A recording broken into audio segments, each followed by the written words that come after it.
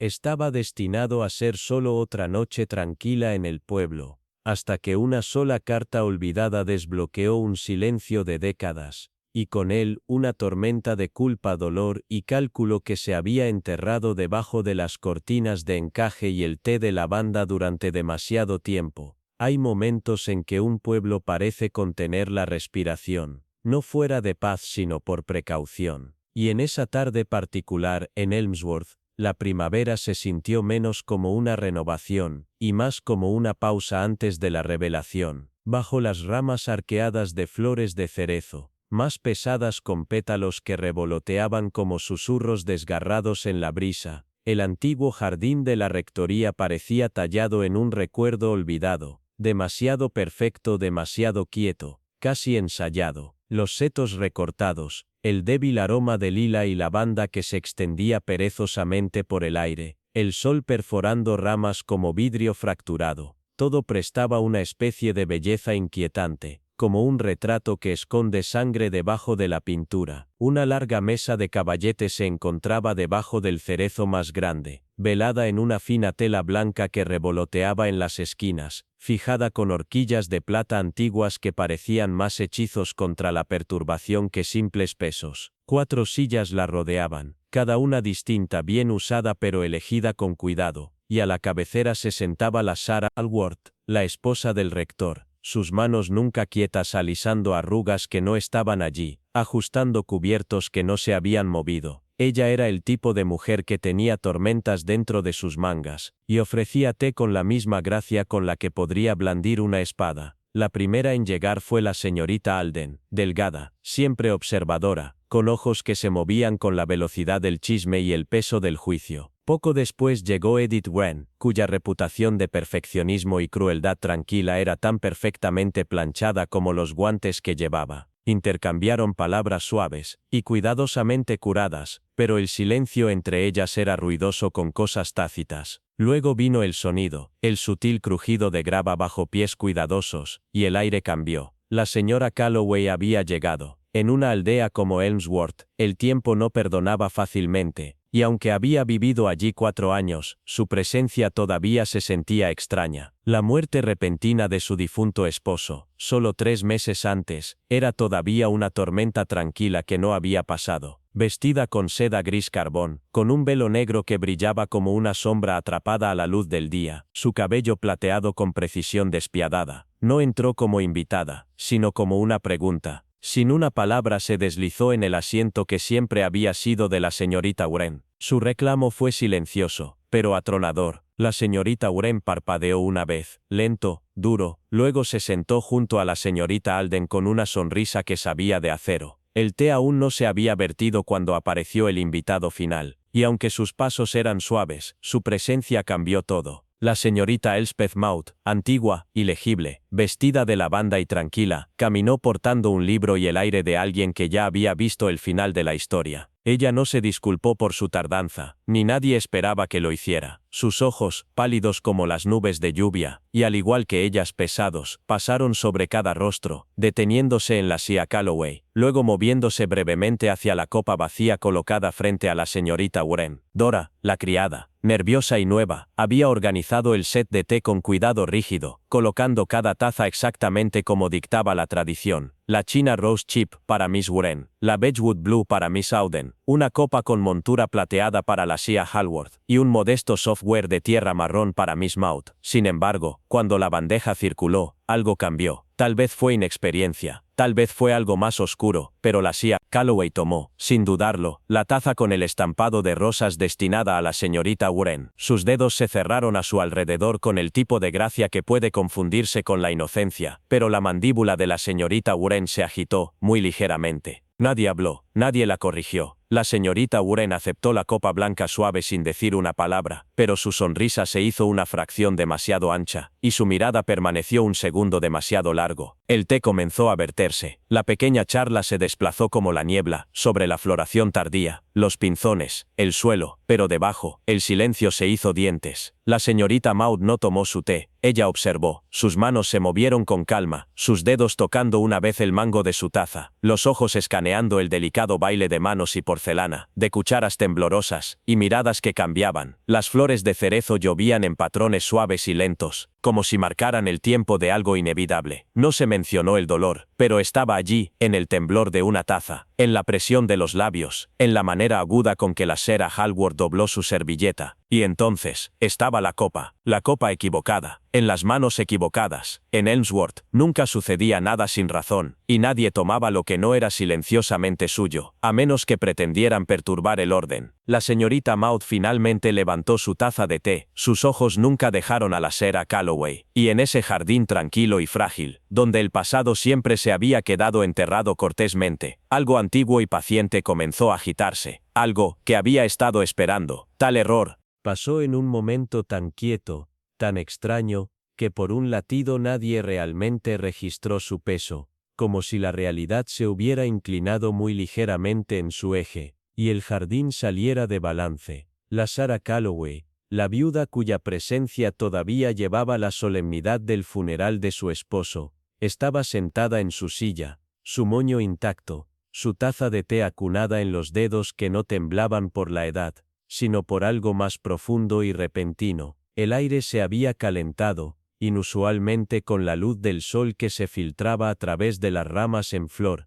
en una neblina que bordeaba los sentidos, hasta que presionó una mano frágil hacia su pecho, y la otra se aferró débilmente al borde de la mesa. Su expresión no era de dolor, era de desconcierto, del tipo que pertenece a alguien que se da cuenta, demasiado tarde, de que algo ha salido terriblemente mal, dentro de su propio cuerpo. Un débil aliento, casi un suspiro, escapó de sus labios, antes de que la taza se deslizara de su alcance. Golpeó las pantallas con un delicado, pero final, clink. Los fragmentos de porcelana floral se dispersaron como piezas de una ilusión de larga data. Por un momento, solo hubo silencio. Luego, un grito estrangulado de la señorita Alden, un grito sofocado atrapado en la garganta de Edith Grant, y el raspado de la silla de Lydia Hallworth, mientras se levantaba bruscamente, ya pidiendo a Edna, la criada. Esta, pálida, con ojos muy abiertos y una especie de horror infantil, corrió en busca del médico, casi tropezando en su camino, pero la señorita Maud,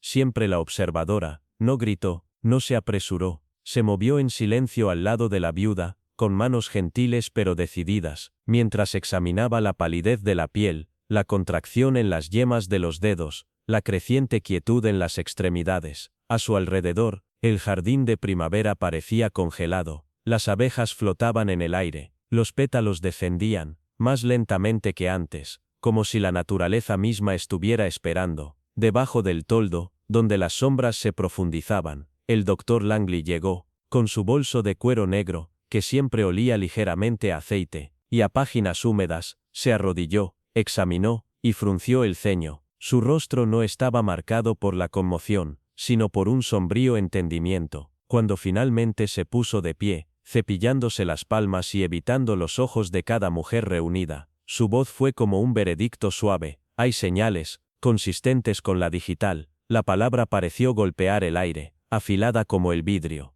La señorita Alden jadeó, Edna dejó escapar un sollozo, y Edith miró, paralizada, la copa rota, como si pudiera volver a armarla y confesar. Nadie habló, pero el silencio era ruidoso con la implicación. Veneno, intención. Alguien había querido que esto sucediera, y peor aún, habían elegido su momento. Esa noche, cuando el jardín fue despejado, y el crepúsculo se dobló a través del pueblo, una nueva corriente fluyó por los carriles empedrados, y las salas de encaje de Elmsworth. La digitalis no era algo que uno encontrara por accidente, era rara, potente, y deliberada, y aunque el rector podía hablar de una enfermedad repentina, o de constituciones delicadas, los aldeanos ya habían comenzado a murmurar, en mesas de té, en esquinas de tiendas, en voz baja y con el cuidado practicado. Recordaron al comandante Calloway, el esposo que se había ido hace mucho tiempo, un hombre frío en maneras, rígido en principios, cuya muerte súbita, apenas 3 meses antes, se había sentido extrañamente conveniente. Su testamento, difícil y vago, había provocado cálculos silenciosos. Un sobrino, una vez expulsado, había reaparecido hacía semanas. Una criada, recientemente despedida, había hablado demasiado alto en el tendero.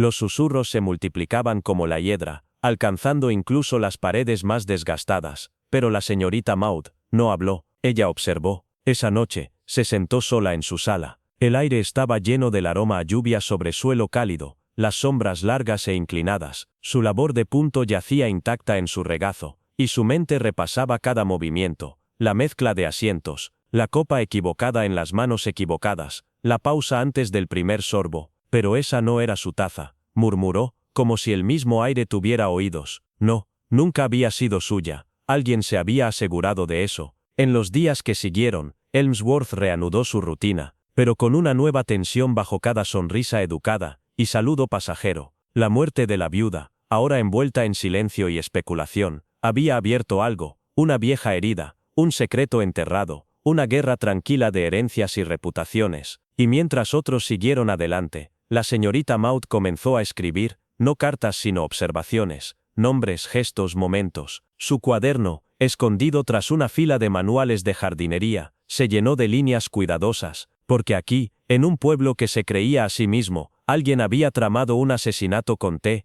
y Maud, ella quería descubrir quién. Había algo en el aire ese día, callado, fragante, engañosamente suave, que hizo que los eventos que se desarrollaron en Ashmere Hollow resultaran aún más discordantes, como una mano extendida en amabilidad, que de repente se agarra demasiado fuerte. La señorita Agnes Hale, de mente aguda incluso en sus años crepusculares, visitó la cabaña con hiedra de la señora Bramley, con el pretexto de entregar un frasco de mermelada de membrillo, e indagar sobre los himnarios de la parroquia. Sin embargo, ambas sabían que las verdaderas revelaciones rara vez surgían de preguntas directas. Sobre el té, en una habitación que olía débilmente a pulimento de lavanda y periódico viejo, la señora Bramley, que había visto más de lo que decía y decía menos de lo que recordaba, mencionó, casi descuidadamente, la llegada de cierto señor Thorne, un abogado de profesión, o eso decía. Apareció poco después de la muerte súbita de Eleanora Graves, la viuda que una vez había escandalizado al pueblo comprando una cabaña con fondos que nadie podía rastrear.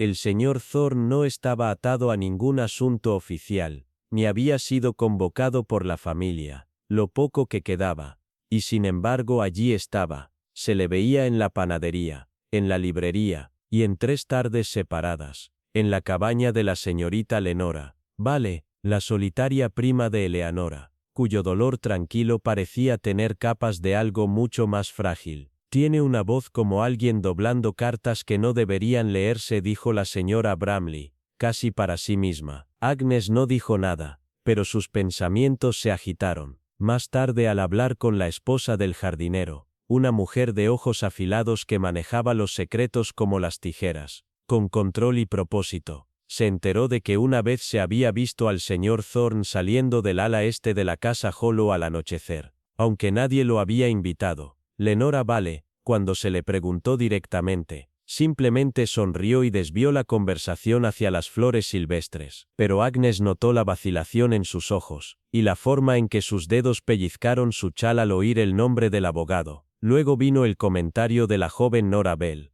una limpiadora con tendencia a hablar cuando se ponía nerviosa, quien dijo que ella había puesto el té ese día, porcelana blanca con ribete de hiedra, las mismas tazas de siempre. Había colocado la rosa, con una grieta en el borde, en el asiento habitual de la señorita Vale, la copa Ivy para Eleanora, y la azul lisa para el invitado, tal como se le había indicado. Solo que la señorita Vale no se sentó ahí esta vez, dijo Nora, perpleja. Cambió los asientos justo antes de servir, sin razón, sin explicación, pero ella tomó la copa de Eleanora, y fue Eleanora quien se aferró a su garganta minutos después, y cayó en la sala. El sonido de su caída apenas más fuerte que el susurro del vapor de la tetera. En su momento, se dijo que había sido insuficiencia cardíaca. Después de todo, siempre había tenido una débil, pero con un abogado aparecido como niebla, una copa cambiada sin alboroto, y un testamento revisado antes. Agnes Hale comenzó a ver las líneas entre los eventos, como puntadas en un dobladillo, sutiles, pero inconfundiblemente deliberadas. La presencia del señor Thorne, su falta de papeleo, sus conversaciones tranquilas con una prima afligida que tenía más que ganar de lo que fingía. Nada se sentía accidental.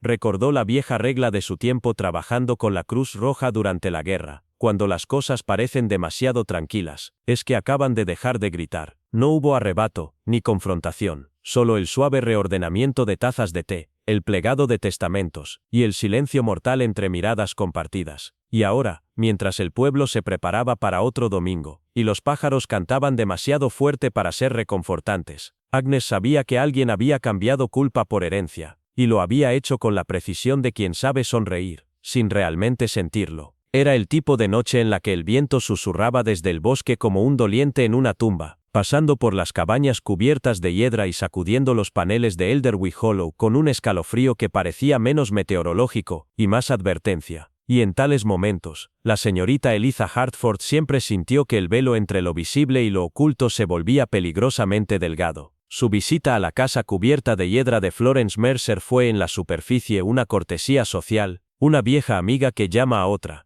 pero en verdad, era un reconocimiento bajo la máscara de la charla. Florence, una mujer conocida por sus setos de rosa bien recortados y su desorden apenas disimulado, la recibió con esa tensa civilidad, reservada para los invitados que no se pueden rechazar, ni aceptar plenamente. El té ya estaba dispuesto, 3 tazas, cada una distinta, cada una con su propiedad tácita, tal como mandaba la tradición en Elderwick Hollow, un lugar donde incluso la vajilla seguía códigos sociales como un evangelio silencioso. Hablaron de cosas sin importancia, el tono desafinado del coro, las puertas oxidadas de la aldea, el nuevo sombrero de la esposa del reverendo, pero debajo del tintineo de la porcelana, y el aroma de la bergamota, la tensión hervía. Fue solo cuando Eliza, suavemente casi perezosamente, comentó sobre el desafortunado incidente de 2 días antes, el repentino colapso de Adelia Quinn en ese invernadero, que notó que los hombros de Florence se tensaron. Sus ojos se movieron por el momento más breve hacia el aparador, donde el juego de té todavía se encontraba, como testigos que preferirían ser olvidados. Ese día había 3 tazas, la de marfil, favorita de Florence, con el débil motivo de caléndula, la pieza glaseada blanca de Eliza, con una pequeña enredadera grabada, y el distintivo diseño verde y oro de Adelia, ligeramente astillado en la base, un defecto que ella a menudo bromeaba, llamando carácter en la porcelana. Sin embargo, Clara Bell, la criada, más tarde confesó, con una ráfaga de miradas nerviosas, que cuando regresó para limpiar el servicio, era la copa de marfil, la habitual de Florence, la que llevaba el débil rastro de té de jazmín sin tocar, y una curiosa nota amarga en el borde. La señora Quinn, al parecer, había llegado temprano y tomó su lugar sin esperar.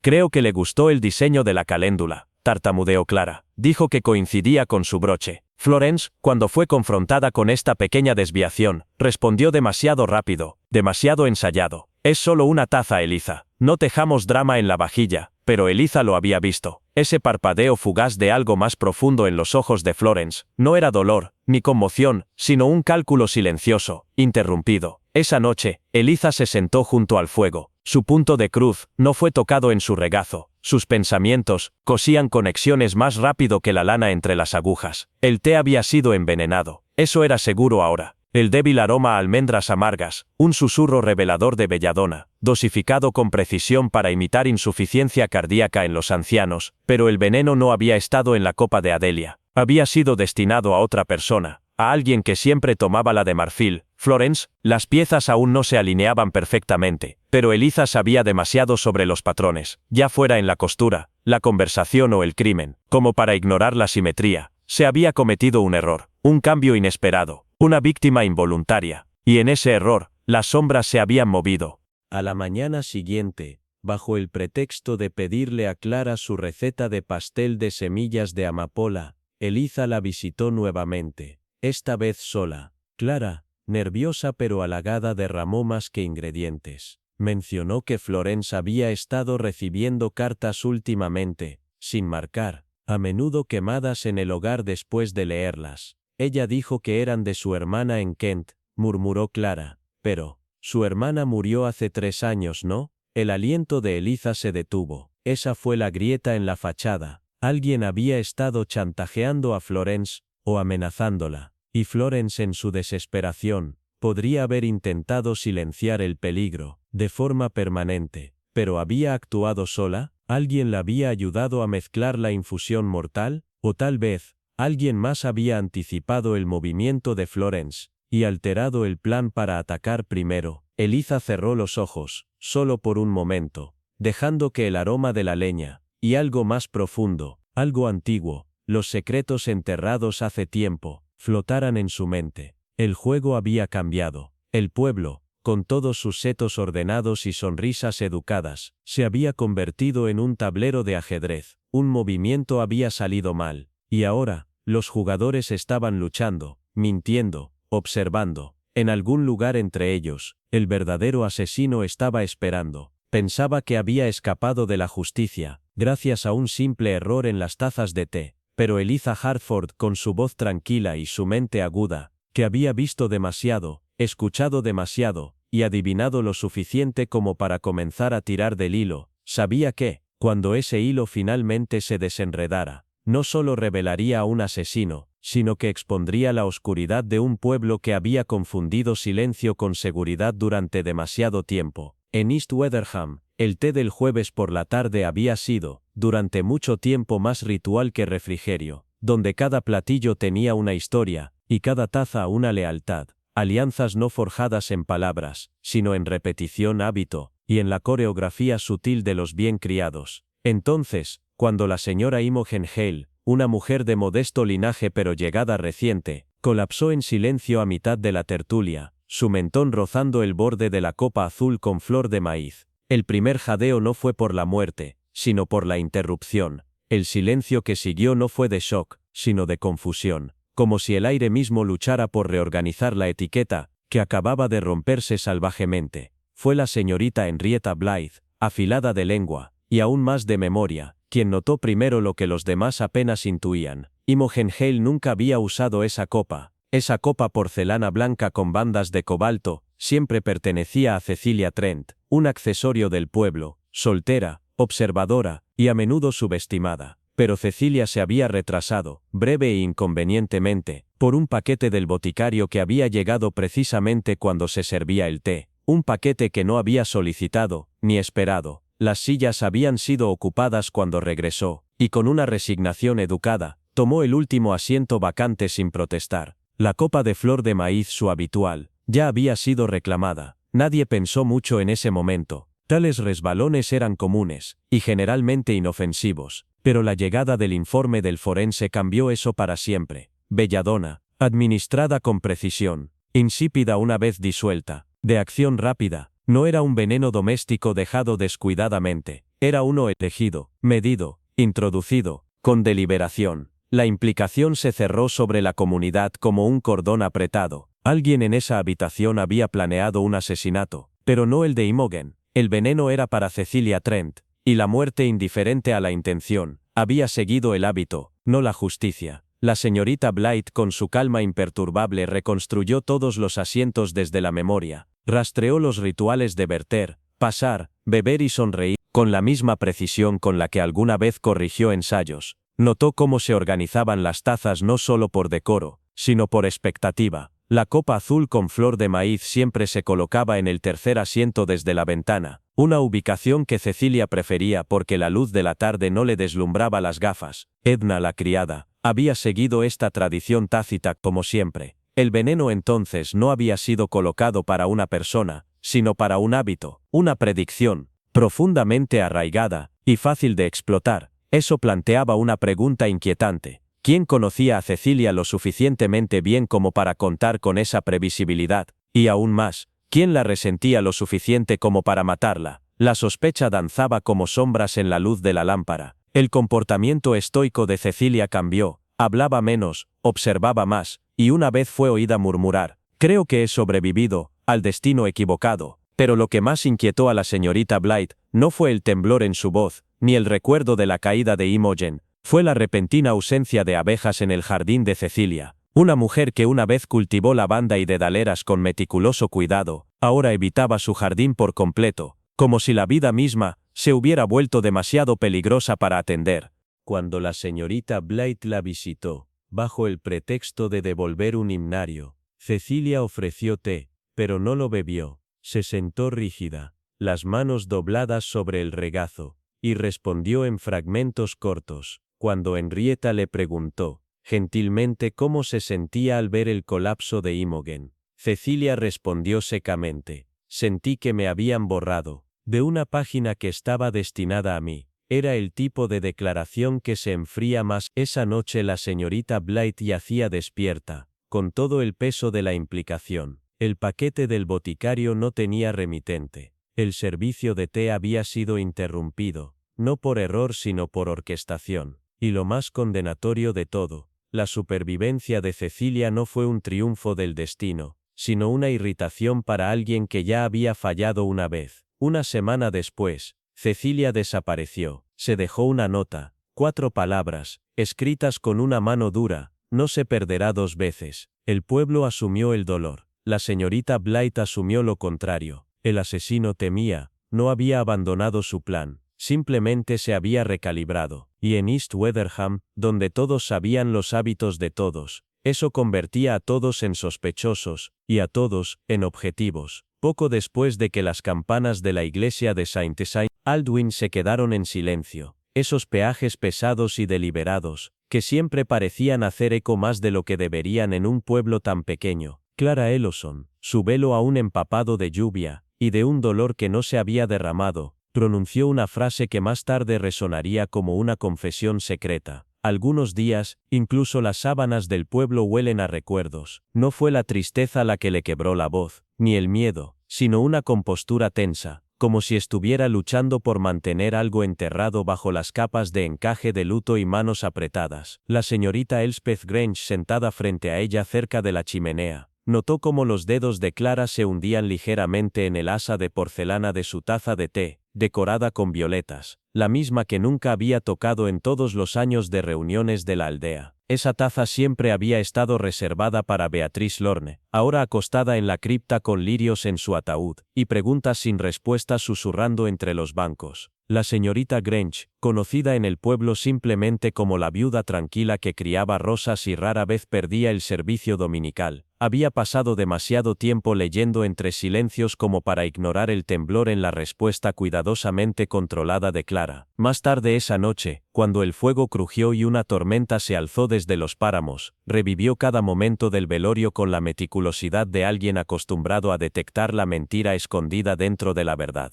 Los asientos habían sido informales pero no aleatorios. Nada lo era en un pueblo donde las tazas se elegían por hábito más que por preferencia. La taza con montura violeta se había encontrado en su lugar habitual, segunda desde la chimenea, donde Beatrice siempre se sentaba, alegando que el calor aliviaba su dolor de rodillas. Clara, nunca antes atraída a ese sitio, lo ocupó esa vez. Sin pensarlo, eso parecía. Pero la señorita Grange ya no creía en momentos irreflexivos, no cuando el aroma que se aferraba a esa taza no era de Earl Grey ni de Polish Milk, sino de lavanda, una esencia floral, suave y dulce, que no tenía lugar en esa mesa. Y la lavanda, como recordó del antiguo cuaderno de notas boticarias que había pertenecido a su abuelo, se utilizaba para disimular el sabor amargo de compuestos tóxicos, atropina, belladona, sombra de noche mortal. Mientras sus pensamientos se hundían en sombras descartadas hace tiempo, recordó otro incidente, de décadas atrás, nunca mencionado, pero nunca olvidado del todo. Alice Merton, una criada en la casa de Davenham, desapareció en una noche similar y lluviosa. No hubo cuerpo, ni nota, solo un delantal empapado, encontrado enredado entre las cañas junto a la corriente del molino, y rumores, silenciados, de un amorío fallido con un hombre de posición. El padre de Clara, Thomas Ellison, se marchó abruptamente del país 2 semanas después, alegando negocios en Sudáfrica, y jamás regresó. El pueblo siguió adelante, como lo hacen los pueblos, cubriendo el escándalo con bodas, nacimientos, y tiempo. Pero la señorita Grange recordaba la mirada en los ojos de la joven Clara, demasiado madura para una niña de 12 años. Y ahora, tantos años después, otra mujer muerta, otra ausencia sin lógica, envuelta en encaje y galletas de limón, y ese mismo silencio inquietante en la mirada de Clara, cuando el doctor Harrow regresó a la aldea sin previo aviso a la mañana siguiente. Su traje ligeramente arrugado, su tono demasiado pulido, solo confirmó la creciente sospecha de la señorita Grange. El pasado no se había quedado enterrado. La saludó con su encanto habitual, pero al mencionar el colapso repentino de Beatrice, su mandíbula se tensó, una fracción de segundo demasiado rápido. Este lugar recuerda demasiado, dijo sin mirarla a los ojos, y perdona muy poco. Esa noche, mientras la lluvia golpeaba los cristales y el pueblo se acomodaba en la ilusión de seguridad, la señorita Grange recuperó cuidadosamente la bandeja de tazas de la esposa del vicario. Le había resultado extraño que se la hubiera pedido. Nada parecía fuera de lugar, hasta que se inclinó e inhaló el débil y empalagoso perfume de lavanda. La taza no estaba limpia, solo enjuagada. La colocó junto al viejo herbario de su abuelo, y la realización descendió sobre ella con una certeza lenta y helada. Alguien había envenenado a Beatrice. Pero Beatrice no era el objetivo, la copa era para Clara, y el destino, o tal vez la duda había intervenido. Ahora alguien sabía que la señorita Grange estaba haciendo preguntas. A la mañana siguiente, sus rosales aparecieron pisoteados, y el pestillo de su puerta del jardín, siempre firme, fue hallado abierto. No se trataba solo de té, ni de muerte ni de recuerdos. Se trataba de un pueblo donde los rencores fermentaban durante décadas, donde las sonrisas ocultaban acusaciones, y donde un sorbo equivocado podía desatar secretos cosidos en las líneas de sangre. Y mientras el viento aullaba esa noche entre los setos, como los ecos de los olvidados desde hace tiempo, la señorita Grange miró la oscuridad más allá de sus cortinas, y comprendió algo escalofriante. La persona que había envenenado a Beatriz no había fallado, solo estaba esperando que se vertiera la siguiente copa. El joven Isobel Grange, brillante, curioso y demasiado perceptivo para su propia seguridad, había estado tomando una copa de porcelana pintada con pequeñas violetas. Cuando su cuerpo cedió, al principio culparon al calor, al corsé apretado, a la emoción de demasiada atención, pero Eleanor lo había olido de inmediato. Ese aroma dulce y empalagoso flotaba desde el borde de la copa. No era flor de saúco esta vez, sino mejorana, suave y engañosa. Se ha utilizado durante mucho tiempo para enmascarar el sabor amargo de las tinturas nunca destinadas a ser ingeridas. El mismo aroma que una vez se había aferrado a la bata de Margaret, y que la ama de llaves había despedido como simples bolsitas de hierbas para dormir. Pero Eleanor lo sabía ahora por lo que era, una advertencia disfrazada. Esa noche, después de que los invitados se fueron y la esposa del vicario se retiró, Eleanor solicitó ver la bandeja de té una vez más, bajo el pretexto de ayudar con la limpieza. Las copas habían sido lavadas, sí, pero la porcelana retiene la memoria a su manera tranquila. Una taza en particular, la de Isobel, aún tenía un rastro del aroma. Eleanor la giró en sus manos, su mente acelerando no solo a través del recuerdo, sino también a través de la posibilidad. Estaba sucediendo de nuevo, y al igual que antes no habría agente ni titular, solo otro silencio, otro nombre eliminado lentamente de la conversación, hasta que no quedara nada. Pero Eleanor no dejaría que eso ocurriera. Regresó a casa y recuperó un pequeño cofre cerrado, escondido bajo las tablas del piso, sin tocarse durante décadas. Dentro la fotografía de Lady Margaret, unas flores silvestres prensadas, y algo que nadie más sabía que existía, un fragmento de una carta desgarrada. Eleanor lo había tomado la noche en que Margaret desapareció. Lo encontró enganchado entre las ramas, debajo de su ventana. La tinta se había desvanecido, pero una sola línea aún era legible. Si desaparezco no es de mi propia elección. Eleanor se había convencido, una vez de que Margaret había huido, que había escapado de la asfixia de la casa, de la vergüenza tácita. Pero ahora, con Isobel a punto de unirse a ese destino, esa ilusión se derrumbó. Visitó la mansión al día siguiente, bajo la apariencia de entregar libros antiguos para la biblioteca. La familia había cambiado, sí, pero las paredes seguían siendo las mismas. Y cuando entró en el viejo invernadero, abandonado, polvoriento, medio saqueado por la hiedra, lo vio. Un par de botas, del tamaño de un niño, perfectamente colocadas bajo un banco, el mismo tipo que usaba Margaret. Nadie las había mencionado, nadie las reclamó. Mientras se arrodillaba para examinarlas, encontró escondido dentro un sobre quebradizo, sellado y dañado por el agua, pero aún intacto. Dentro, la carta completa, en la mano temblorosa de Margaret. Me dijo que si hablaba, nadie me creería, que me arruinaría. Pero lo he escrito, nombres, fechas. Si algo sucede, mira en el invernadero. No podría esconderme para siempre. Las manos de Eleanor temblaron, no por miedo, sino por ira. Margaret había tratado de salvarse con la verdad.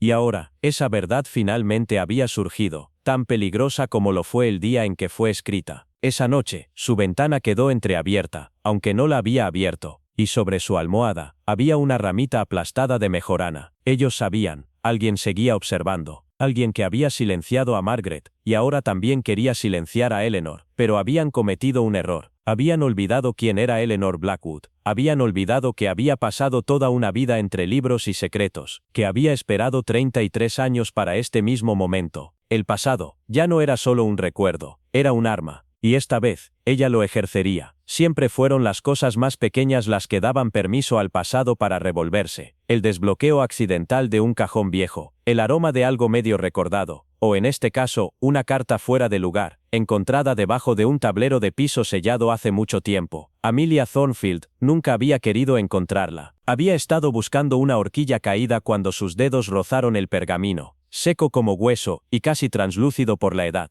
Al principio, pensó que no era nada, un sobre arrugado, sin dirección. Pero cuando lo abrió, la tinta quebradiza respiró secretos sobre su piel. Se dio cuenta de que lo que sostenía no solo era peligroso, sino condenatorio. Hablaba de un niño nacido en silencio, y escondido a plena vista, de un arreglo hecho, no para proteger a los inocentes, sino la reputación de quienes lo habían orquestado. La firma era inconfundible. Catherine Elston, presuntamente muerta, desde hacía 25 años, tras caerse de los acantilados cerca de la bahía de Marrow. Pero la carta estaba fechada, 2 días después de su supuesta muerte. No fue el dolor lo que silenció a la aldea en aquel entonces, fue la complicidad. Ahora, mientras el inspector Alden Graves observaba la fotografía en su escritorio, una imagen granulada de Catherine sonriendo junto a su prima Margaret, en la última conocida reunión de verano en la finca Elston, sintió el aliento frío de algo antiguo presionando sobre su columna vertebral. Catherine no había muerto, o si lo había hecho, no fue cuando ni cómo les dijeron. Amelia, sacudida pero resuelta, llevó la carta a la rectoría, donde residía la señorita Della Havers, una ex maestra de escuela, con reputación de precisión, discreción y una memoria casi sobrenatural para los detalles. Della, al leerla, no jadeó, ni se desmayó, simplemente asintió, se puso de pie y sacó una pequeña caja de madera de su gabinete, etiquetada simplemente con una letra C. Dentro había notas, recortes de periódicos, y una violeta prensada, la misma flor que Catherine llevaba en su cabello el día que desapareció. Sabía que volvería, murmuró Della. Enterraron la verdad en el jardín ese verano, pensando que no florecería, pero algunas raíces se pudren lentamente. Sin palabras le entregó a Amelia una hoja doblada en otra letra, la de Margaret. Confirmaba que Catherine había planeado irse, no sola, sino con otra persona. El nombre estaba manchado, pero comenzaba con T. Graves, llamado en silencio por Della para evitar las lenguas del pueblo. Escuchó la historia sin interrumpir con la mandíbula apretada. Había oído historias sobre la caída en desgracia de la finca Elston, de la locura susurrada en líneas de sangre, de partidas silenciosas, de sirvientes despedidos con indemnizaciones demasiado generosas para cuestionar. Siempre lo había descartado como una tradición gótica hasta ahora. Ahora, mientras trazaba la línea del tiempo, vio lo que Della había sospechado durante mucho tiempo. La chica que enterraron como Catherine nunca podría haber sido Catherine. El médico de la finca, el Dr. Linton, retirado y medio ciego, fue la última persona en identificar el cuerpo. Le había dicho en confianza una vez, la cara estaba irreconocible, pero el anillo en su mano me dijo todo lo que necesitaba saber. Pero el anillo, reliquia de la madre de Catherine, había aparecido en una casa de empeño el año pasado, en Devon, comprado por un hombre cuyo apellido coincidía con el antiguo mozo de cuadras de los Elston, un muchacho que desapareció, una semana antes de que Catherine muriera. Ahora, al encontrarse Graves ante las ruinas clausuradas de la propiedad, algo llamó su atención. La tierra, recién perturbada, cerca de la antigua capilla, un lugar que alguna vez estuvo prohibido para el personal. Una excavación rápida con su bota expuso la esquina de una caja metálica. En el interior, bajo ropa de cama mohosa, yacía una segunda carta, firmada nuevamente por Catherine, pero esta vez, con fecha de 1 año después de su muerte oficial. Prometió que seríamos libres, decía, pero cambió. Dijo que la única forma de mantener la verdad a salvo era asegurarse de que nadie más la supiera. He escondido lo que pude. Si alguien encuentra esto, no confíes en él. No confíes en nadie que afirme proteger el nombre de Elston. Ahora Graves sabía por qué la finca se vendió apresuradamente, por qué se pagaron testigos, por qué cada mención de los últimos días de Catherine había sido tan vaga. Alguien había tratado de borrarla. no solo del pueblo, sino de la memoria misma. Pero la memoria, como el papel, se quema de manera desigual, y esta vez, la llama había dejado un nombre. El inspector Graves no hablaba mucho cuando Amelia se volvió para irse,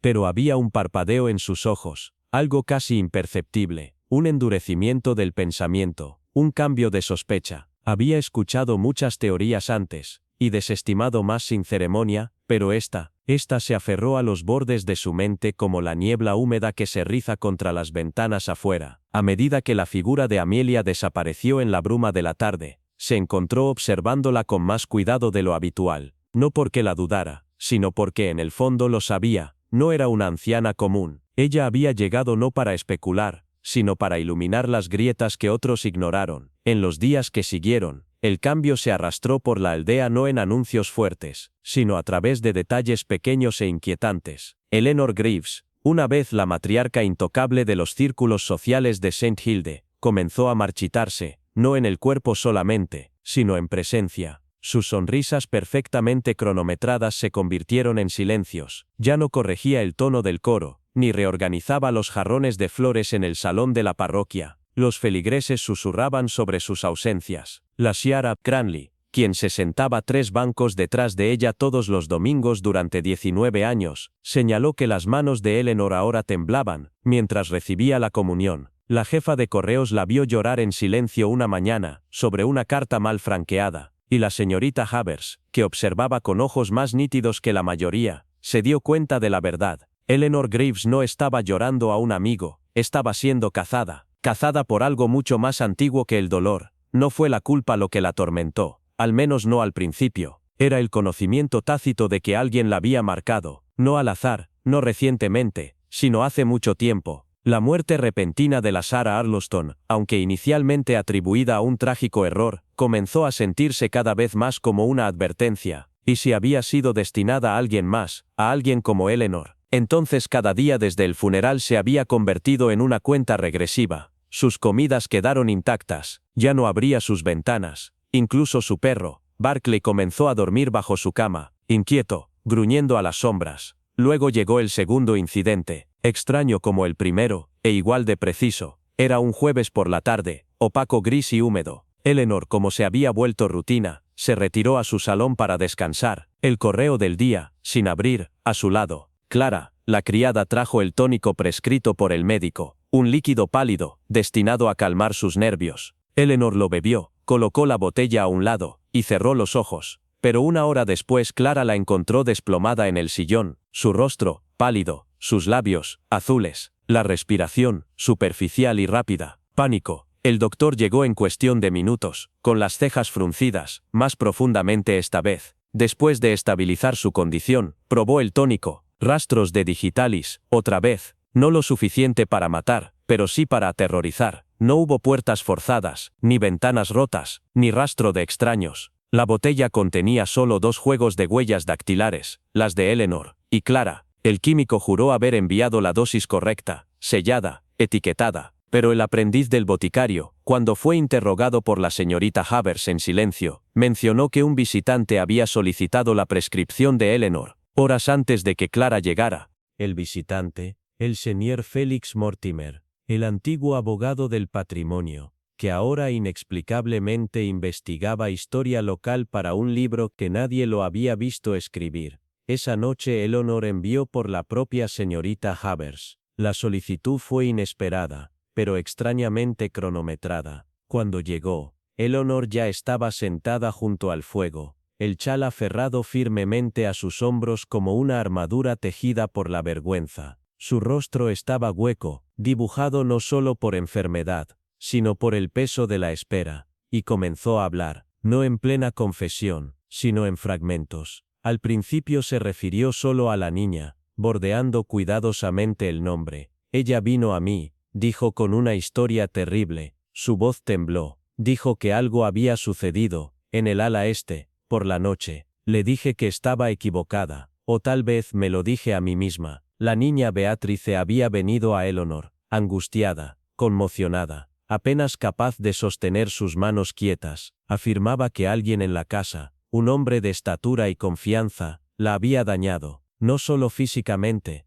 sino de una manera que dejaba cicatrices, bajo la piel. Eleanor no le creyó, o tal vez, como ahora admitía, no quiso creerle. Siempre fue emocional, susurró, siempre dramática, pero no esta vez. En lugar de escucharla, Eleanor la había apagado, la despidió en silencio, y dejó morir el asunto. Me dije a mí misma que era lo más amable, añadió con voz rota, para ahorrar a la familia, para preservar el nombre, pero Beatrice se fue sin nada, y, 2 semanas después, desapareció. La encontraron cerca de los huecos, su cuerpo boca abajo en aguas poco profundas, su muerte clasificada como accidente. No hubo investigación, no se hicieron preguntas, el silencio era mutuo y vinculante. Eleanor nunca volvió a hablar de ella, ni siquiera con su amiga más cercana, la señora Arloston, pero ahora años después, con la señora Arloston muerta, y su propio cuerpo envenenado, 2 veces, Eleanor lo entendía. Alguien recuerda, murmuró alguien, lo sabe. La señorita Havers se levantó lentamente, su rostro, ilegible, no ofreció consuelo, ni juicio, simplemente se paró junto al fuego, mirando las llamas parpadeantes. El pasado comprendió entonces, no solo había regresado, sino que había cultivado garras, alguien había visto, alguien había esperado, y ahora, estaban exigiendo justicia de la manera más precisa posible, no a través de la confesión, no a través de los tribunales, sino a través del miedo, la memoria, y la retribución lenta y deliberada. El cálculo había comenzado, y no terminaría, hasta que todas las deudas se pagaran en su totalidad. Eleanor Merton había pasado la mayor parte de sus años detrás de muros cuidadosamente construidos, fortalezas emocionales, levantadas no con piedra, sino con silencio, gracia social, y omisiones de décadas. Pero últimamente, algo o alguien había comenzado a desmantelar esas barreras, no con martillo, sino con susurros. Susurros que se hicieron más fuertes en los pasillos de su mente, más fuertes en las pausas tranquilas entre palabras durante las reuniones parroquiales, y más fuertes aún cuando estaba sola, en su salón, escuchando el débil crujido de las tablas del piso, donde nadie estaba parado. El pasado, durante tanto tiempo enterrado bajo cubiertos pulidos y sonrisas ensayadas, no la había perdonado por lo que eligió ignorar, y ahora, no había vuelto como memoria, había vuelto como presencia, vigilante, paciente, implacable. Después de su venado cercano, la compostura de Eleanor, una vez prestada, se rompió como porcelana delgada. Sus días se llenaron de sombras que no podía nombrar, sus noches, puntuadas por el susurro de las cortinas en las que ya no confiaba para quedarse quieto. Hizo preguntas, medio formadas y frenéticas. Alguien había visto a la hija del antiguo jardinero en la ciudad,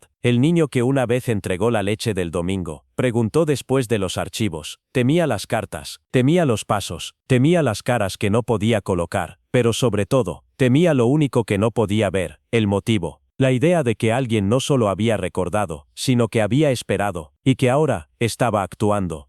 Llevó estos pensamientos a la señorita Havers, bibliotecaria retirada, conocida por sus colchas, su sentido inquebrantable del decoro, y su inigualable don de leer entre líneas que la gente ni siquiera sabía que había escrito. La señorita Havers, siempre observadora, no respondió de inmediato. En cambio escuchó, con la misma quietud de alguien que observa a una araña girar su red, consciente de no interrumpir el patrón. Eleanor mencionó a su sobrino, Lionel, quien había preguntado sobre la rejilla del sótano no utilizado. Mencionó a su sobrina, que le había traído el té con manos temblorosas. Mencionó ver a su criada, Silvia, flotando por las escaleras del ático una noche, sujetando un sobre descolorido. Pero la señorita Havers no dijo nada, porque ya estaba pensando en otra persona. No eran los sospechosos obvios, no. En su experiencia, la venganza rara vez era dominio de los descarados. No llegaba con gritos ni con espectáculos. Llevaba zapatos tranquilos. Se movía por puertas que transportaban bandejas y ropa de cama. Sabía cómo ser invisible. La señorita Havers empezó a mirar a Silvia, no con dureza, sino con un interés calibrado. Silvia siempre había sido confiable, educada, modesta, pero últimamente, se había vuelto demasiado tranquila, demasiado cuidadosa. La esposa del panadero notó su lectura a la luz de las velas mucho después de que los demás dormían. En la tienda de comestibles dijeron que miraba demasiado tiempo al relicario en la vitrina del mostrador, y la viuda del sacristán susurró a la señorita Havers una mañana, después del servicio: La escuché llorar un nombre, Clara, solo una vez, luego silencio. Cavando en los registros de la parroquia, la señorita Havers desenterró un nombre olvidado, Clara Harrow, una joven doncella, despedida de la finca Merton por fabricar historias. Había muerto a los pocos meses de irse, bajo circunstancias que nadie investigó adecuadamente. Clara había afirmado que alguien en la casa se había aprovechado de ella. Había ido a Eleanor, y Eleanor había elegido el silencio. Había elegido proteger el apellido sobre el dolor de una sirvienta. Ese silencio, la señorita Havers ahora creía, había dado fruto, fruto silencioso y venenoso, en forma de Silvia, que no era solo una sirvienta, no solo una niña llegada de la nada, ella era la hija de Clara, y había regresado. La invitación a tomar el té fue escrita con la letra ordenada de la señorita Havers, redactada como una reunión informal, aunque cada nombre en la lista era deliberado. Eleanor, su sobrino Lionel, la criada Silvia, y un secretario tranquilo de la oficina de bienes, llamado Martin, que también había estado cerca de Clara. El salón fue arreglado meticulosamente, tapetes de encaje, pastel de ciruela, copas de porcelana, todas disparejas, excepto una, la antigua taza de Clara, guardada hacía mucho, ahora colocada sutilmente al alcance de Silvia. El aire estaba espeso, no solo por el vapor, sino por la expectativa. Las conversaciones tropezaron entre el clima y los planes para el festival. La cuchara de plata se agitó demasiado fuerte. Nadie tocó el pastel. Entonces la señorita Havers suavemente giró la marea. «Sabes», dijo, «a menudo creo que el pasado es como el té. Si se deja reposar demasiado tiempo se vuelve amargo. Es mejor enfrentarlo mientras aún está cálido». Silvia se puso rígida. Sus ojos cayeron sobre la copa floral. Lionel miró de un rostro a otro, como si por fin se diera cuenta de que no tenía el control. La mano de Eleanor tembló en el reposabrazos, su rostro pálido bajo el polvo. No se hicieron acusaciones, no fueron necesarias, porque en ese silencio, algo pasó entre todos ellos, un reconocimiento tácito, una convergencia de culpa, pérdida, y un cálculo largamente pospuesto. Y en ese silencio, Silvia sonrió, no con malicia, no con triunfo, sino con liberación. Como si hubiera esperado años a que alguien dijera en voz alta lo que se había susurrado a través de su sangre desde el nacimiento. La señorita Havers se encontró con su mirada, y asintió, casi imperceptiblemente, porque la verdad, finalmente se había derramado, ventilada, hirviendo, e imposible de devolver a la olla. Y desde ese día, el pueblo de Greystone nunca volvió a ser el mismo. Sus manos se movían con una gracia cuidadosa que desmentía la tormenta detrás de sus ojos, esos ojos que no se perdían nada, ni siquiera el temblor en el aliento de otra persona. Cuando la bandeja de té regresó, y cada taza encontró su mano legítima, la señora Hargrove, que una vez enseñó francés en el convento, y ahora vivía sola, entre orquídeas y arrepentimientos, notó algo que nadie más vio. Ruth, la criada más joven, alcanzó su taza, luego se detuvo, su mano flotó un segundo, antes de redirigirse y elegir otra. Fue el tipo de momento que la mayoría ignoraría, achacándolo a distracción o nervios. Pero para la señora Hargrove, que había visto a jóvenes mentir sobre moretones, y a ancianas olvidar dónde enterraron recuerdos, esa pausa fue más fuerte que un grito. Una taza no significa nada, a menos que todo signifique todo, y Ruth había elegido con cuidado, demasiado cuidado, solo para corregirse demasiado tarde. Su reflejo la traicionó, no por accidente, sino por conocimiento. Ese fue el instante en que la culpa tomó forma, no como una sospecha abstracta, sino como una verdad viva y respirante, envuelta en mangas de algodón liso y silencio contenido. Ruth, siempre en el fondo, había hecho su primer movimiento real, entrar intencionadamente, en el centro de una historia, de la que había pasado años huyendo. Pero la señora Hargrove no dijo nada. No entonces, dejó que el té se derramara, y que la conversación flotara sobre la superficie, como hojas caídas sobre un arroyo. Aún no era hora de hacer preguntas. La verdad ella lo sabía, solo surge cuando se le acorrala suavemente, después de que los demás se hubieron marchado, dejando tras de sí solo el perfume de la tensión que se desvanece, y el suave sonajear de los cubiertos. La señora Hargrove invitó a Ruth a sentarse. Su voz era suave, su postura, relajada, casi una abuela en su invitación, sin acusaciones, sin tonos agudos, solo la inevitabilidad de dos almas, acercándose a una puerta cerrada, cuya llave ya una de ellas sostenía. Ruth se sentó rígidamente, los ojos bajos, las manos apretadas como si se preparara para un viento que ya había pasado, y entonces la señora Hargrove lo dijo, no como una pregunta, sino como una afirmación, ofrecida como una manta doblada. ¿Conocías a Caroline ¿verdad? No como un chisme, ni como un cuento de fantasmas. La conocías como a tu madre. El silencio que siguió, no fue negación, ni sorpresa, fue el silencio del reconocimiento. Ruth parpadeó con fuerza. Sus labios se separaron, luego se cerraron de nuevo. Y con una voz que había olvidado cómo ser escuchada, susurró. Me dijeron que murió fregando pisos, que resbaló, que no le quedaba a nadie. Pero esa, no era la verdad, ¿verdad?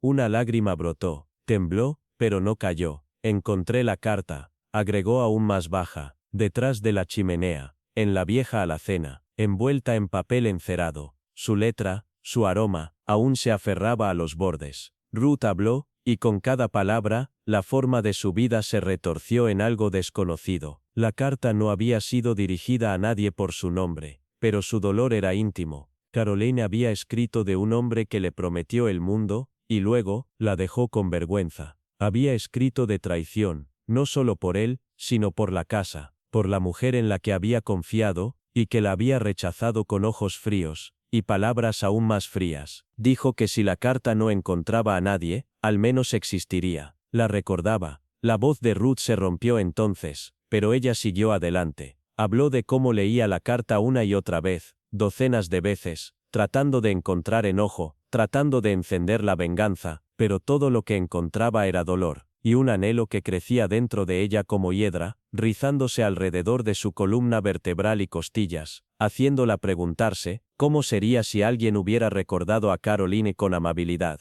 Por eso vino a trabajar en la misma casa, por eso se quedó en las sombras, no para dañar, sino para entender, para presenciar qué tipo de personas vivían en una casa que podía olvidar a una chica como Caroline. La señora Hargrove no interrumpió, observó cómo la verdad no se desplegaba con gritos o negaciones, sino con una honestidad frágil. Ruth no había envenenado a nadie, ella había cambiado las tazas, sí, pero no con malicia. Había esperado que alguien más eligiera la destinada a ella, solo para ver si la culpa vivía en los demás también, solo para ver si el pasado dejaba siquiera un rastro. Resultó que la copa no era un arma, era una prueba, y el verdadero veneno, la señora Hargrove lo entendió ahora, había sido el silencio transmitido como una reliquia. La habitación, una vez llena de tensión, ahora se hizo eco de algo más triste, acoplamiento. Y cuando el viento agitó las cortinas y el fuego murió a brasas, la señora Hargrove alcanzó la mano de Ruth, no para acusar, sino para estabilizar. Entonces, quizás, querida, susurró, es hora de que alguien la recuerde con razón. No había querido matar, no de verdad, no en la forma en que un asesino lo significa, con cálculo o crueldad, sino en un sentido más tranquilo y triste, como alguien que no busca la muerte, sino la memoria, no el castigo, sino un cálculo demasiado largo. Clara había crecido en casas de acogida que enseñaban el silencio más que el discurso, la supervivencia más que el amor, pero en los rincones frágiles de su corazón, siempre había quedado el débil rastro de una mujer que nunca había conocido verdaderamente su madre, Harriet, un nombre susurrado una sola vez, en la explicación apresurada de una enfermera, luego enterrado bajo los registros redactados y los arbustos despectivos. Y sin embargo, cuando Clara, décadas después, y bajo un apellido prestado, atravesó las imponentes puertas de Wexley House, lo sintió, no memoria, sino reconocimiento, un dolor frío y latente que se elevaba desde debajo de los pisos pulidos y los retratos pintados. La casa la recordaba, incluso si su amante, no. Eleanor Wexley había despreciado una vez a Harriet con la elegancia de una mujer que se lavaba las manos. El escándalo estaba implícito, la desgracia, arreglada, y la niña que una vez había limpiado su plata desaparecía, sin una despedida. Harriet había escrito solo una vez, una carta nunca enviada por correo, doblada detrás de los libros de contabilidad, en la despensa de la vicaría, amarillenta, desesperada. Clara la encontró por casualidad, mientras ayudaba a catalogar donaciones del archivo local. Sus manos temblaron mientras leía el guión inclinado. Cada palabra reabría una herida. Cada oración era un eco de abandono. Si me silencian, que alguien recuerde que fui amable, que amé, que perdí, y que no era malvada, solo quedé atrás. Clara había memorizado las líneas, las recitaba como escrituras, en la oscuridad, hasta que el amor fermentó en dolor, y el dolor, agrio, se convirtió en algo más frío. Eleanor había prosperado, vista en galas, su nombre impreso en boletines, debajo de columnas que alababan sus donaciones, y su gracia, llevaba perlas como armadura, y se conducía con la arrogancia de los impunes. Y Clara, segura, invisible, obediente, observaba. No hizo ningún movimiento durante meses. No fue hasta que notó aquella taza de té azul, bordeada de oro, la que Eleanor reclamaba exclusivamente en cada reunión, la que no permitía que nadie más tocara. Se convirtió en un símbolo, no de hábito, sino de derecho. Fue allí donde Clara colocó la belladona, con la precisión temblorosa de un botiquín médico descartado, escondido en la esquina más lejana del ático, una reliquia del difunto esposo de Eleanor. Usó lo justo para causar miedo, no muerte, un corazón acelerado, un vértigo sin aliento, algo, para que Eleanor sintiera lo que Harriet debió haber sentido el día que fue expulsada. Pero, el servicio de té cambió, se cambiaron los asientos, sin anuncio, sin tiempo para detenerlo. La señora Bramley, con sus delicados guantes de encaje y sus manos temblorosas, se sentó donde debió haberlo hecho Eleanor, sorbió, sonrió cortésmente, y en cuestión de minutos, se desplomó, jadeando por aire, los ojos muy abiertos de confusión y dolor. Clara observó con horror congelado cómo se desarrollaba el caos. No se movió, no corrió. La culpa se instaló al instante, arrastrada, ácida, y sin embargo no dijo nada, no por cobardía, sino porque no sabía cómo se vería la verdad, una vez hablada. No fue la señorita Verity Lorna, la invitada de voz suave, con afición por las rosas y un ojo agudo, quien la acusó, fue Clara misma, desentrañándose. Días después, bajo el peso del silencio, Verity había visto la contracción de la mano de Clara durante el servicio, el momento de duda, al pasar la bandeja, el temor sutil en sus ojos, mientras la mujer equivocada tomaba la copa equivocada. Cuando Clara finalmente confesó, no fue una súplica, sino una colocación de cargas. Ella no era solo mi madre, dijo en voz baja, ella era alguien que todos decidieron olvidar. Verity dijo poco, solo esto, que el recuerdo, cuando se niega demasiado, puede volverse peligroso. El agente llegó a la mañana siguiente, convocado discretamente, e incluso él, al escuchar el relato completo, dudó, al colocar esposas en una niña cuyo crimen no nació de malicia, sino de duelo intacto. Clara caminó desde Wexley House sin protesta, sus pasos, lentos pero estables, sus ojos, no suplicaban ni desafiaban. Los aldeanos observaron desde cortinas y ventanas a medias, susurros que no se callaron por miedo, sino por vergüenza. Porque, ¿no habían fallado ellos también? Días después, en un momento que nadie pudo anticipar, Eleanor Wexley se paró en el pasillo central de la capilla del pueblo. Su espalda, recta, pero su voz, temblaba. No pidió perdón, no nombró nombres, solo dijo, había una chica a mi cuidado, a quien no mostré amabilidad. Ella murió sin justicia, y lo llevo conmigo, nada más. Pero en el silencio que siguió, algo cambió. No redención, tal vez, pero sí reconocimiento. A medida que los vientos de primavera se deslizaban a través de los vitrales agrietados de la capilla, y los pétalos de cornejos danzaban entre los bancos, la historia de Clara, la historia de Harriet, ya no pertenecía al polvo. Se había hablado, por fin. La cabaña en el borde de Fairwood Hollow se había quedado en silencio durante años, sus persianas, dibujadas como ojos que se negaron a presenciar, su jardín, cubierto de ortigas y susurros. Pero ahora, como el anochecer descendió con un cielo magullado en tonos de violeta y óxido, una presencia se agitó detrás de su puerta de madera deformada. No una presencia de terror, sino de liberación. Eleanor Hawthorne, una vez la matriarca de hierro del Consejo de Gobierno del Hollow, se sentó debajo del arco desgastado de su porche, no con un libro, ni con té, sino con silencio. El tipo de silencio que llega solo después de que una verdad ha salido de generaciones de mentiras. Había hablado en la iglesia esa mañana, sin previo aviso y sin el título. Sus palabras cortaron el aire como el peaje de una campana sin ronquera. Hubo un hijo aquí una vez, que vino a nosotros por seguridad,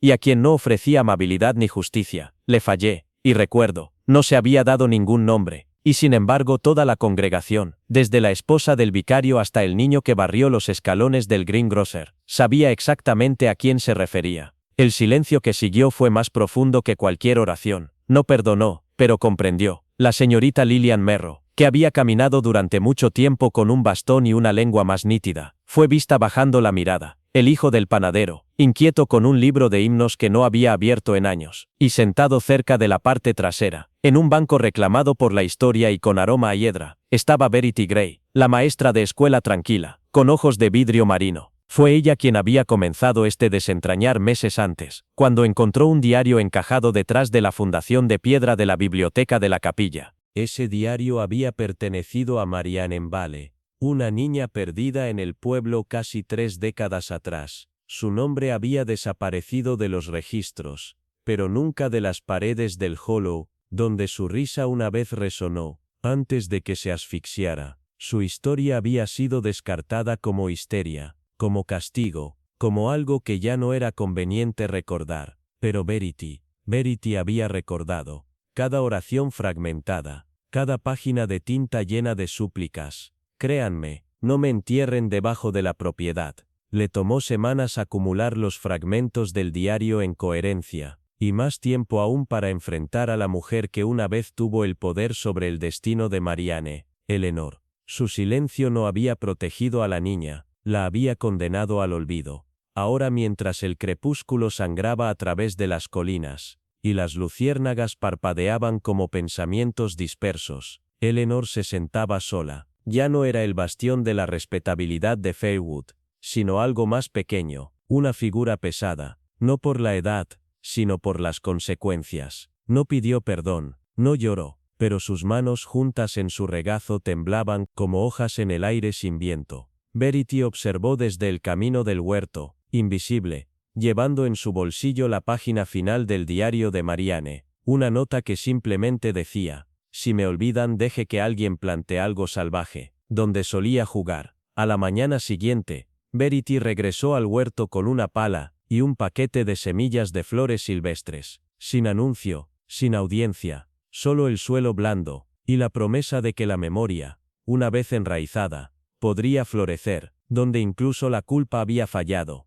El pueblo habló poco de esa primavera, y lo que dijeron fue envuelto en sugerencias, no en nombres. El señor Holloway, el abogado de la propiedad, se fue sin fanfarria. La Sir Ambrose, quien una vez difundía rumores como mantequilla, comenzó a enviar cartas semanales al orfanato que antes había condenado. El cambio no llegó a través de juicios, sino de temblores, suaves, persistentes, inolvidables. En el borde del Holloway, bajo el vigilante silencio del anochecer, Eleanor encendió una sola lámpara en su ventana, no para guiar a nadie a casa, sino para asegurarse de que ella misma ya no se escondiera desde la oscuridad. Y cuando la señorita Verity Gray pasó con su canasta de papeles y flores silvestres, no se detuvo, no saludó, solo inclinó la cabeza, no en absolución, sino en reconocimiento. El recuerdo, aunque tarde, finalmente había nacido. En Fairwood Holloway, donde los secretos habían sido tan gruesos como la hiedra en la piedra, ahora quedaba algo más ligero, no inocencia, sino el dolor honesto de la historia. Y debajo de los manzanos que alguna vez habían sombreado a una niña olvidada por el tiempo, las primeras flores silvestres comenzaron a florecer, en algún lugar más allá de los susurrantes setos de Elmridge Lane, donde el aire siempre parecía llevar un secreto demasiado viejo para nombrar, y el cambio de la campana de la capilla sonaba menos como un llamado a la adoración, y más como una advertencia. La casa negra y olvidada se quedaba, con una historia de hiedra y sin resolver. Esa noche, cuando un anochecer carmesí se derramó en las ventanas como sangre a través del encaje, Eleanor Vane se encontró de pie en la sala una vez más, la habitación no tocada desde el fallecimiento de su tía, conservada como un museo del dolor, con cortinas dibujadas y polvo como un juicio tranquilo. Sus dedos, tentativos pero resueltos, se desplazaron sobre los doques desvaídos y las baratijas de porcelana, hasta que descansaron sobre un cajón que se quedó ligeramente entreabierto, como si también fuera reacio a revelar lo que se encontraba dentro. Dentro había una sola carta, amarillenta por el tiempo y sellada con una cera tan frágil que se derrumbó bajo el pulgar, sin nombre, sin fecha, solo silencio capturado en papel. Pero en el momento en que la desplegó, el aire en sí pareció cambiar, como si las paredes recordaran las palabras antes que ella. La carta hablaba de Marianne, no como la chica imprudente que todos susurraban, sino como alguien perjudicada, silenciada y sacrificada, para mantener intacta la ilusión de la decencia. Su desaparición siempre había sido una herida, envuelta en cortesía, una tragedia enterrada debajo de capas de etiqueta de pueblo pequeño, donde la gente fingía no notar los moretones detrás de los velos, o las lágrimas derramadas detrás de los setos. Pero aquí, en tinta borrosa por el tiempo y el arrepentimiento, había algo que cortaba más profundo que la especulación, una admisión de traición, de complicidad, de un amor torcido por el miedo. Eleanor leyó la carta 2 veces, luego la colocó suavemente en el banco de madera del jardín, justo donde Marianne una vez leyó poesía en voz alta, debajo del cielo color lavanda. Su risa, en aquel entonces resonaba como campanas de viento, antes de que desapareciera para siempre. Al otro lado del carril, la vieja Miriam Weller se paró en su ventana del ático. Sus manos desgastadas temblaban alrededor de una taza de té que no había tocado desde el día en que Marianne llegó a su puerta, empapada, frenética, descalza, y fue rechazada con una mentira sobre propiedad y lugar. Se había dicho a sí misma que no era asunto suyo. Ese arrepentimiento la había seguido a través de matrimonios, abortos espontáneos, y los años tranquilos de viudez. Ahora, le apretaba la garganta con más fuerza que la edad. En la puerta de la iglesia Henry Grayson, un niño cuando todo sucedió, ahora un hombre con hijos propios, colocó flores no en una tumba sino en la puerta donde se vio por última vez la cinta de Marianne,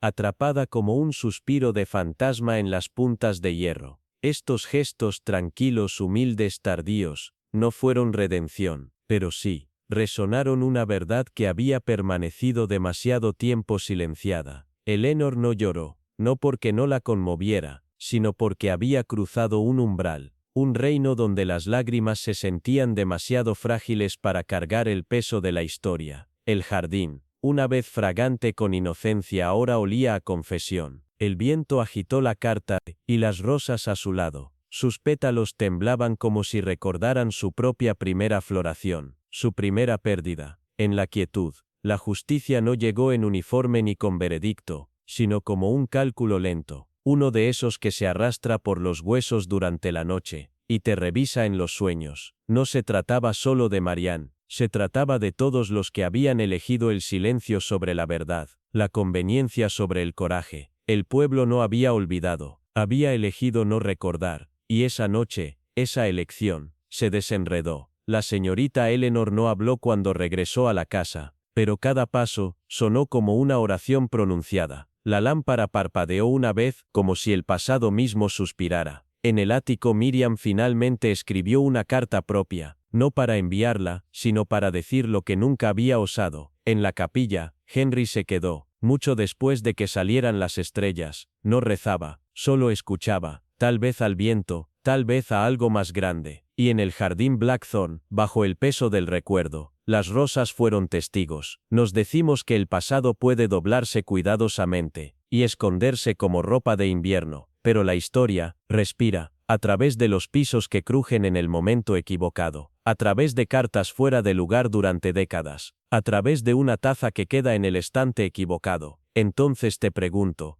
si hubieras encontrado esa carta, ¿la habrías leído, la habrías compartido, o la habrías dejado desaparecer, una vez más, en los cajones de la negación? Haznos saber a continuación. Tus voces también son parte de esta historia, y si te encontraste atraído por este desentrañamiento de una verdad olvidada, si el aroma de las viejas rosas y el eco de los nombres retenidos te movieron algo hoy, quédate con nosotros. Hay más historias como esta, no en los libros, sino enterradas, en el silencio. Hasta la próxima. Mantén el corazón abierto, tu memoria afilada, y siempre, siempre, busca 2 veces antes de cerrar un cajón. Podría estar esperando a alguien lo suficientemente valiente como para escuchar.